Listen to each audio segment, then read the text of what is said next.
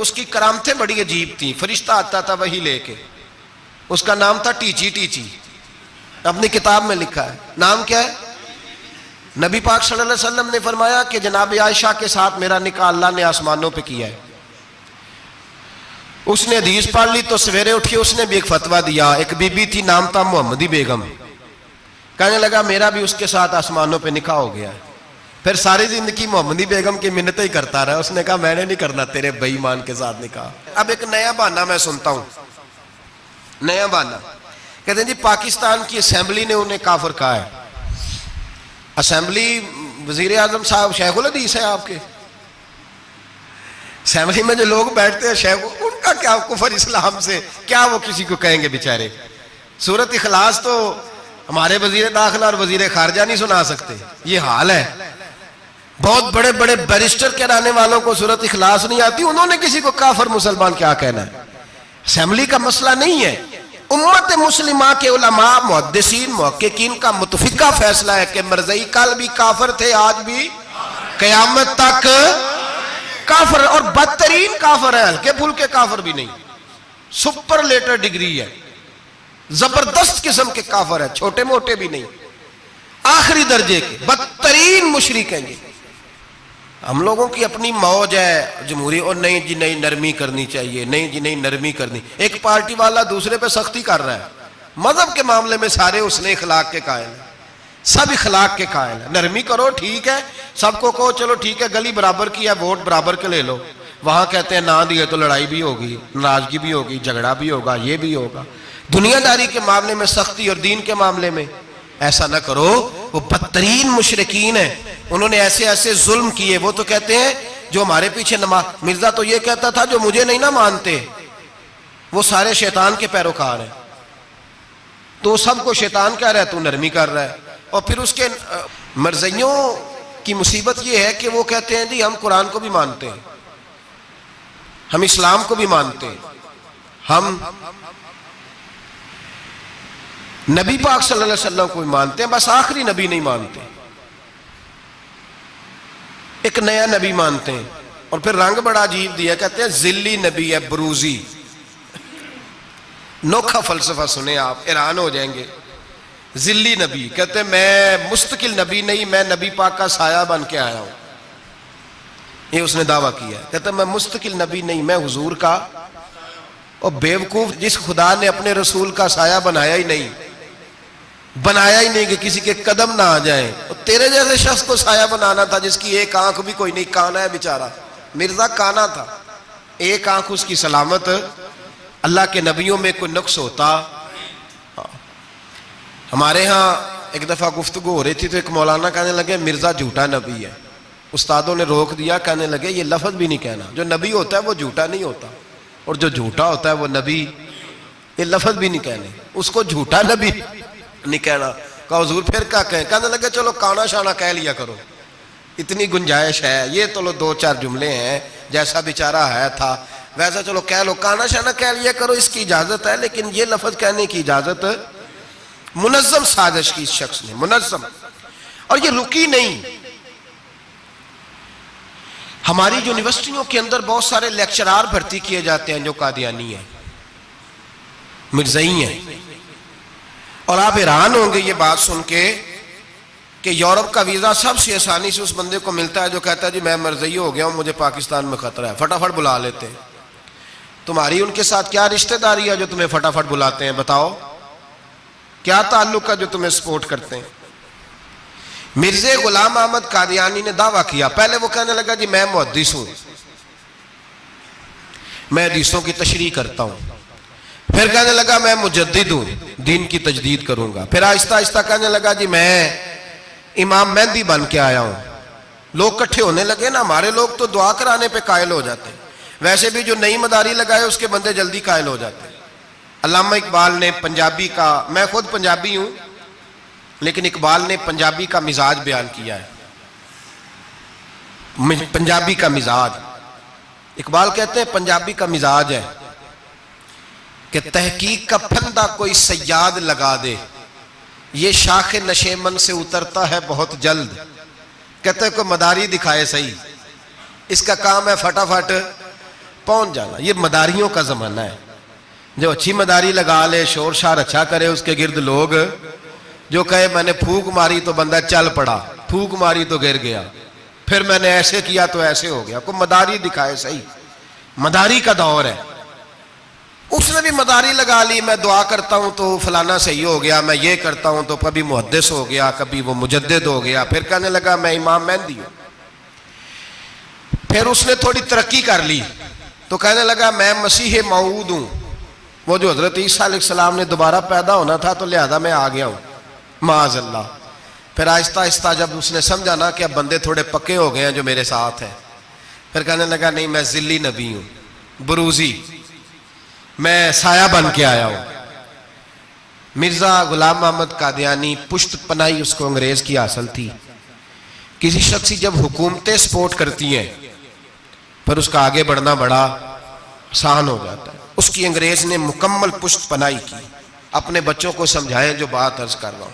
हमारे अपने शहरों में जो मारूफ स्कूल है उनके अंदर ऐसे टीचर भर्ती होने लगे हैं जो कादियानी और मरज़ई हैं, जो गंदे नजरियात के हामिल लोग, जो तरह तरह की, आपको नहीं पता, हमें तो शौक ही बड़ा है ना, बच्चा एफएससी करे सही, जाए जिधर मर्जी, बीएससी करे बस वो, और बड़ी जल्दी लोग माइल और कायल होते हैं। एक साहब मुझे कहने लगे जी अब तो साइंस भी मानने लगी है इस्लाम की सारी बातों को। तो मैं क्या, माने चाहे ना माने, साइंस के मानने से कोई फर्क पड़ता नहीं, मानती साइंस तो ना माने। और बड़ी जिम्मेदारी से बात कह रहा हूं, बड़ी जिम्मेदारी से, दीन की कोई तहरीक चलती है तो ना सियासतदान निकलता है, ना जागीरदार, ना सियासतदान, ना वडेरा, ना कोई और, इल्ला माशाअल्लाह। दीन की तहरीक चलती है तो ना ये लाख लाख रुपया लेने वाले नाथ खां बाहर निकलते हैं, ना जो बड़ी गद्दियों पे जद्दी पुश्ती पीर बैठे हैं वो बाहर आते हैं, वो उलमा और मशाइख जिनका दीन से रिश्ता है। अगर पीर जमात अली शाह साहब निकले तो खाली पीर नहीं थे, आलिम दीन भी थे। अगर पीर मेरे अली शाह साहब निकले तो खाली पीर नहीं, बहुत बड़े आलिम थे। हुज्जतुल इस्लाम निकले तो खाली पीर नहीं, आलिम थे। ये उलमा निकलते हैं, मार खाते हैं। एक आलिम ने मार नहीं खाई, दो ने नहीं खाई, दर्जनों ने खाई, हजारों और सैकड़ों ने खाई। उलमा ने कुर्बानियां दी, जेलों में बंद हुए। अल्लामा महमूद रजवी साहब रहमतुल्लाह ताला अलैह को पकड़ के लाहौर के किले में बंद किया गया और अंग्रेज ने इस कदर सख्त सजा दी कि अल्लामा को बांध के खत्म नबुव्वत की तहरीक चलाने के जुर्म में उल्टा लटका के तो नीचे तूड़ी डाल के और चीजें डाल के धुआं जला दिया गया। उनके नाक में धुआं जाता था, सारी जिंदगी दमे के मरीज रहे, दो तीन बातें भी खोल के नहीं कर पाते। इस कदर ज्यादा अजियत दी गई उलमा को, इस कदर ज्यादा। अल्लामा अब्दुल अहमद बदायूनी रहमतुल्लाह ताला अलैह फरमाते हैं काटने वाले जानवर हमारी शलवारों में डाल के नीचे से बांध दिया जाता था। कहा जाता था अब खत्म नबुव्वत की बात करो, लेकिन कोई शख्स भी एक मिनट के लिए भी पीछे हटने को तैयार, कुर्बानियां देकर, कुर्बानियां इन बेईमानों को काफिर करार दिलवाया। और फिर बतले हुर्रियत इमाम वक्त हजरत अल्लामा शाह अहमद नूरानी रहमतुल्लाह अलैह और मौलाना अब्दुल सत्तार खान न्याजी को सजाए मौत का हुक्म हुआ। मौलाना अबुल असनाद आला हजरत के खलीफा थे, उनके साहिबजादे सैयद खलील अहमद साहब रहमतुल्लाह ताला अलैह को सजाए मौत का हुक्म हुआ कि मिर्ज़इयों के खिलाफ इन्होंने अलम बुलंद किया। वो तो पाकिस्तान बना, फिर जद्दोजहद शुरू हुई, फिर जोर हुआ, फिर अल्लामा नूरानी रहमतुल्लाह अलैह की क़यादत में पूरे जोर और शोर के साथ तहरीक चली। आखिर मजबूर हुए उस दौर के वजीर आजम भुट्टो साहब मजबूर हो गए और कहा ठीक है सवेरे मैं मिर्जे के पोते को बुलाता हूं, आप असेंबली में बैठ के बात करें, उनसे गुफ्तगू करें। अगर हम कौमी असेंबली के मेंबरान ने देखा वाकई झूठा है तो हम उन्हें अकलियत करार दे देंगे। अल्लामा नूरानी हजरत अबू बकर सिद्दीक की औलाद थे और मेरे आला हजरत फाजिल बरेलवी रहमतुल्लाह अलैह के खलीफा के बेटे थे और खुद हुजूर मुफ्ती आजम हिंद रहमतुल्लाह अलैह के मुरीद थे। हजरत अल्लामा नूरानी सारी जिंदगी ऐसा लिबास पहनते थे कि उसके अंदर सिलवट नजर नहीं आती थी। इमामा इतना हसीन होता था कि देखने को दिल करता था और गाड़ी में बेहतरीन में बैठते थे, लेकिन मकान सारी जिंदगी किराए का रहा, किराए का। लोग कहते हैं मिलने जाते थे, सीढ़ियों से उतरते थे तो अल्लामा नूरानी सीढ़ियों पे बिठा लेते थे, कहते दो ही कमरे हैं और मैं आपको बिठा नहीं सकता, घर में जगह नहीं। तो कहा हजरत आप उजले तो बड़े नजर आते हैं, तो आप फरमाते लिबास दुनिया को दिखाने के लिए पहना है और बाकी तो सारा मेरा मामला खुदा रसूल के साथ है। मैं जानूं, अल्लाह रसूल जाने। मैं भिखारी बन के नहीं जीना चाहता, खुददारी के साथ वक्त गुजारना चाहता हूं। अल्लामा नूरानी कहते हैं जिस रात सुबह असेंबली में मुनाजरा होना था तो मैं सोचने लगा आज रात क्या करूं, तो फिर मुझे ख्याल आया मैंने वही करना है जो बदर की रात मेरे मुस्तफा ने किया था। सारी रात मैं मुसल्ले पे बैठा रहा। कहते हैं बस ऊंग लगी तो बात बन गई, आंख लगी तो बात बन गई। कहते हैं सहरी का वक्त हुआ तो दस्तक हुई दरवाजे पे। 2-3 नादान दोस्त कहने लगे आप हमारे घर आए। फरमाते मैं उनके घर गया।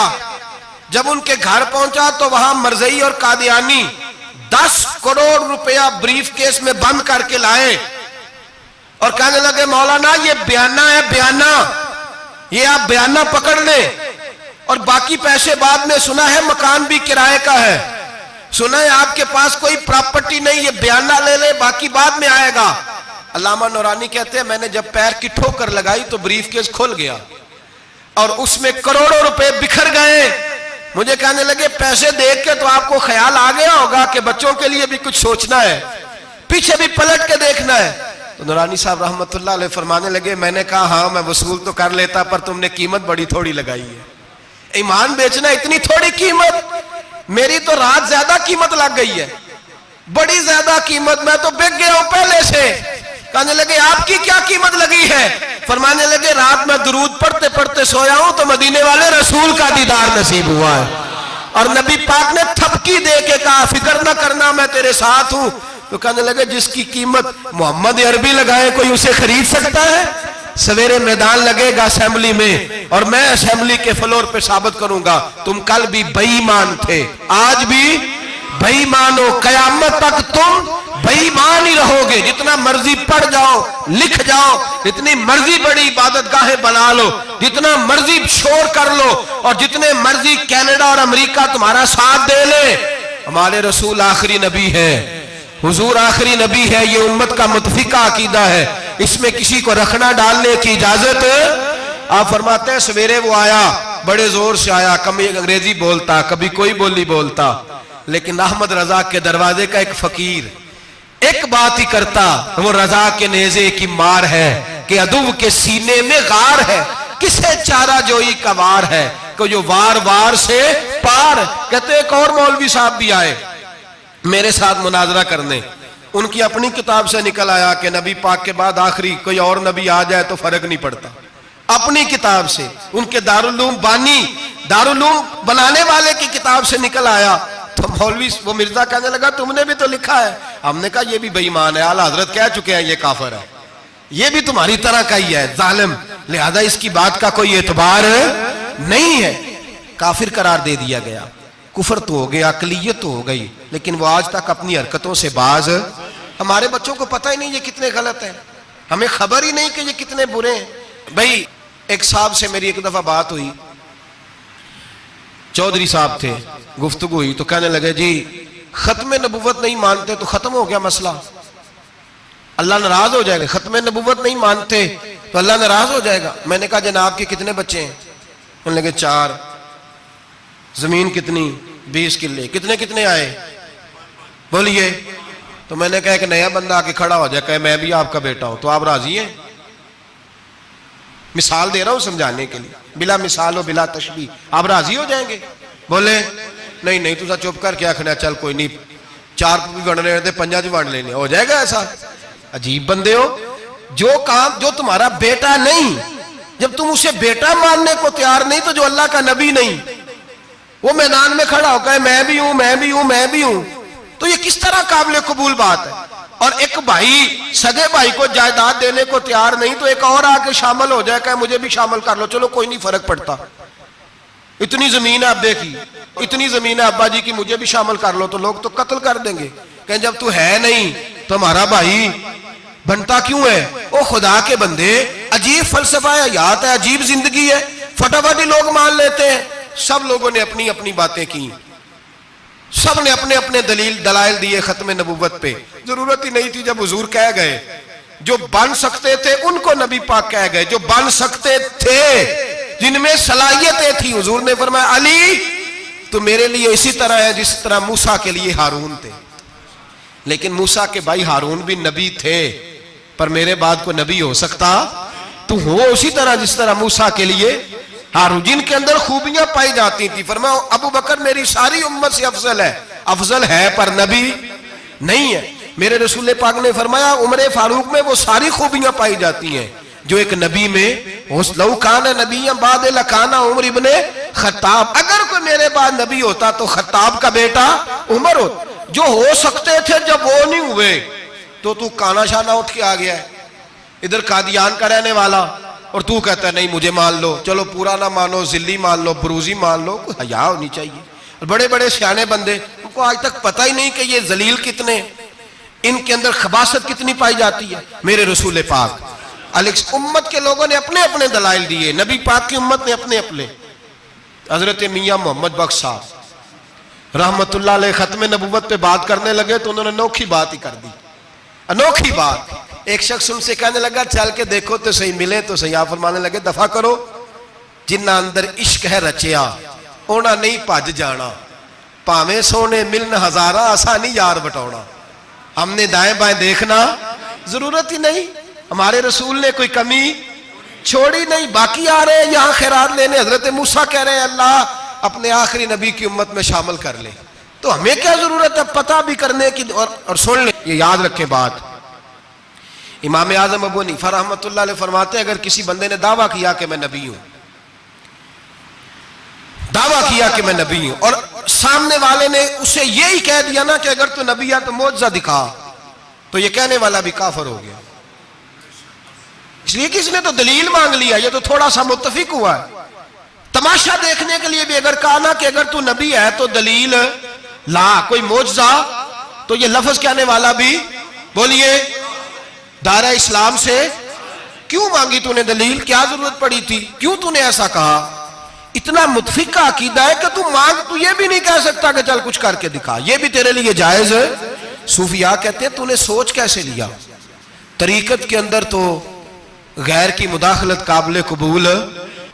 अल्लाह ने तौहीद का हर जगह ख्याल रखा, रिसालत की वादानियत का हर जगह ख्याल रखा। अल्लाह एक, कुरान एक, इस्लाम, नबी एक, बाप, उस्ताद, कोई किसी किस्म की मुदाखलत की जरूरत, कैसे लोग मुदाखलत कर लेते हैं फटाफट। हजरत पीर सैयद मेहर अली शाह साहब गोलड़वी रहमतुल्लाह, हजरत ख्वाजा शमसुल आरिफीन सियालवी रहमतुल्लाह अलैह के पास पढ़ा करते थे, तदरीस होती थी। ख्वाजा को बिठा के दरसे तसव्वुफ, दरसे कुरान, दरसे हदीस देते थे। यूं बैठे हैं, गुफ्तगू हो रही है, पढ़ाया जा रहा है। एक बड़े नूरानी चेहरे वाले खूबसूरत बुजुर्ग अंदर आए, बड़ी ताजगी, बड़ा प्यार, बड़ी मिठास उनके आने में। जब वो आए तो हज़रत शमसुल आरिफीन उठ के मिले, माथा चूमा, प्यार हुआ, 2-3 मिनट गुफ्तगू हुई, तो गुफ्तगू में बड़ी नूरानियत, बड़ी खूबसूरती, बड़ी रानाई, बड़ी ठंडक मिली दोनों बुजुर्गों की मुलाकात से। चंद लम्हों के बाद, थोड़ी देर गुफ्तगू के बाद वो बुजुर्ग उठे बाहर निकल गए। हजरत शमसुल आरिफीन मुरीदों पे नजर डाली, फरमाने लगे तुम्हें पता है ये कौन था? शागिर्दों जानते हो कौन था? का हुजूर नहीं। फरमाया खिज़र अलैहिस्सलाम थे, मुझसे मिलने आते हैं अक्सर, और अभी गली में होंगे, किसी ने मिलना है तो मिल लो। दौड़ के गए सारे लोग मुलाकात करने, भागे गए। पीर मेहर अली शाह साहब बैठे हैं। आपने फरमाया मेहर अली तुमने नहीं मिलना? कहने लगे हुजूर नहीं। फरमाया क्यों?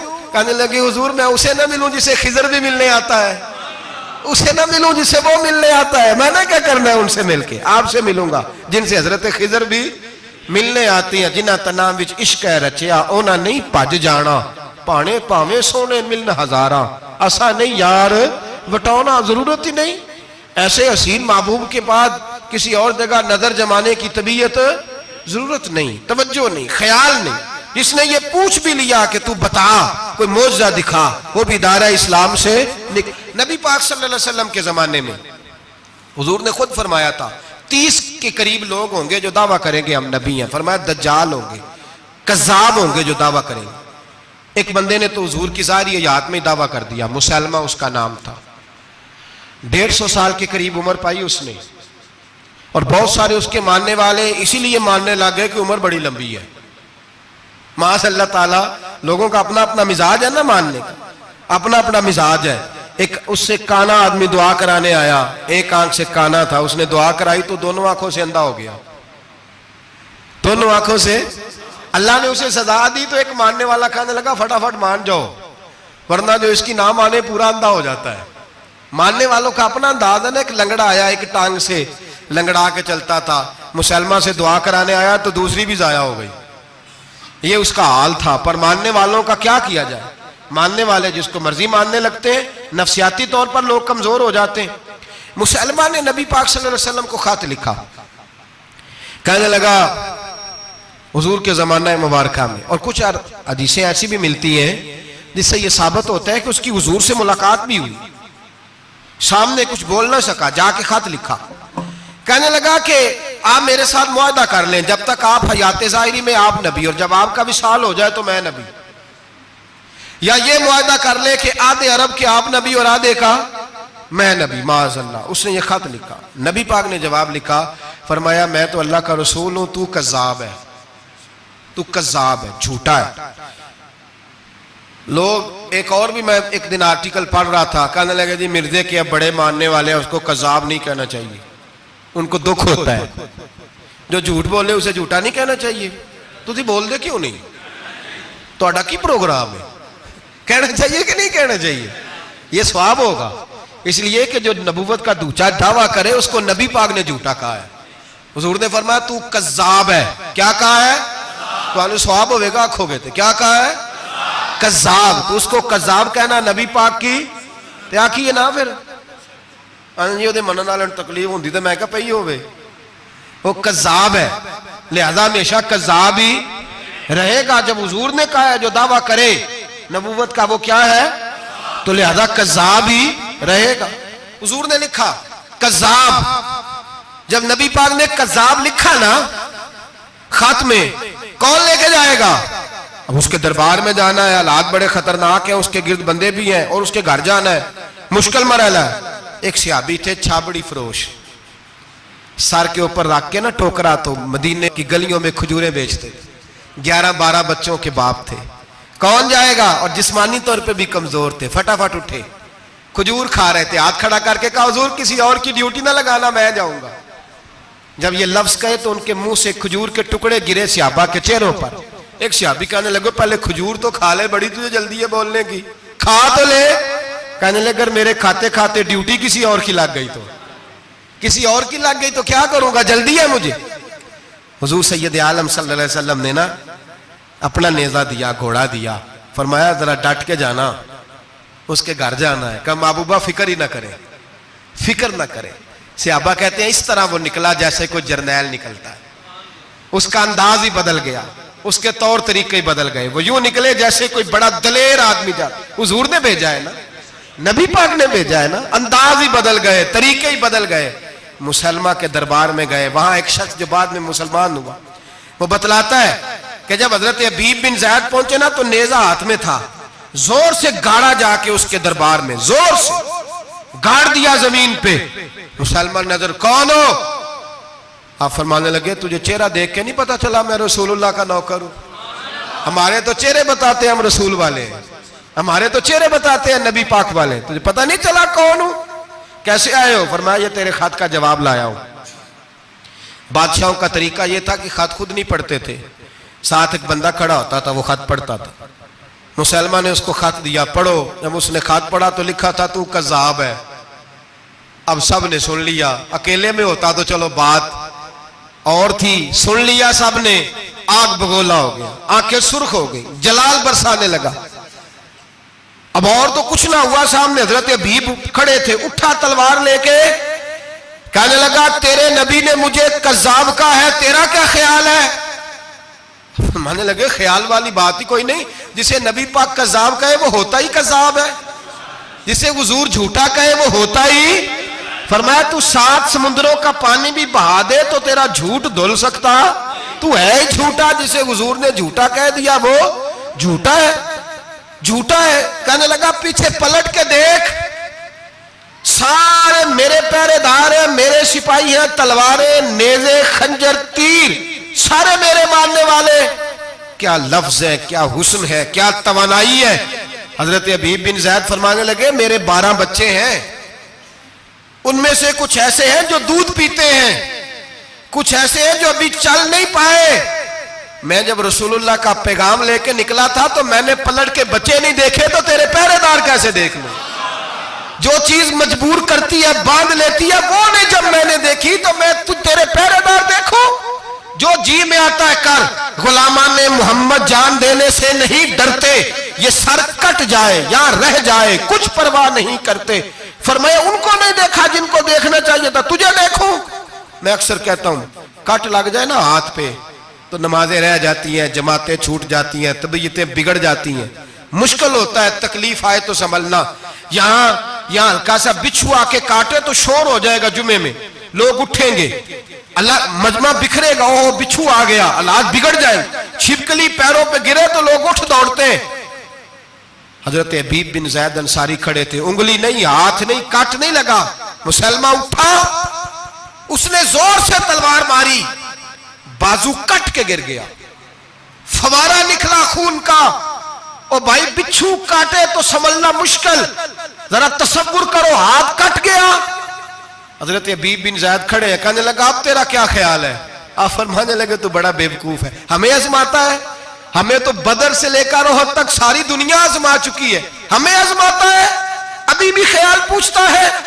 फरमाया मेरा ख्याल वही है जो मेरे रसूल ने फरमा दिया है, ख्याल वही है जो नबी पाक ने कह दिया है। फिर तलवार मारी, दूसरा हाथ कट गया। जरा सोचना, गौर करना, टांग टूटी नहीं, हड्डी नहीं टूटी, मांस नहीं उखड़ा, हाथ कट के गिरा, 2 हाथ गिर गए, जमीन पे गिरे।